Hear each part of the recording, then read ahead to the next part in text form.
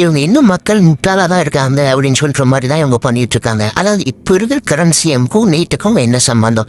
இவங்க பண்ணுற போராட்டத்துக்கும் ஜனநாயக படத்துக்கும் என்ன சம்பந்தம்? அதெல்லாத்தையும் தாண்டி இதுக்கு முன்னாடி ஆட்சியில் இருந்தவங்க 5 வருஷம் இருந்தாங்க. 5 வருஷம் இந்த போராளிகள் எங்கே போனாங்க?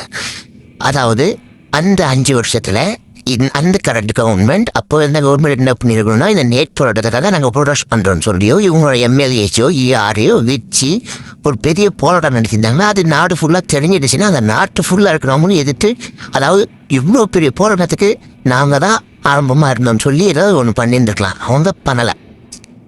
அதாவது என்ன உண்மைனா சென்ட்ரல் கவர்மெண்ட்டு தான் அதுக்கான நடவடிக்கை எடுக்க முடியும். அவங்க கிட்ட தான் நம்ம ப்ரொடெஸ்ட்டை சொல்ல முடியும். அதாவது நாங்கள் இதுக்காக தான் உங்களை எதிர்த்து தான் போராடணும் பண்ணுறோம் அப்படின்னு.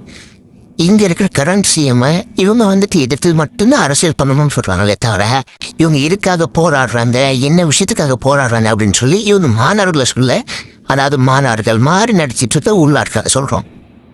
புரியும் நினைக்கிற மக்களுக்கு இன்னும் நிறைய வீடியோஸ் வருது, ஆதாரத்தோடு பார்க்கலாம்.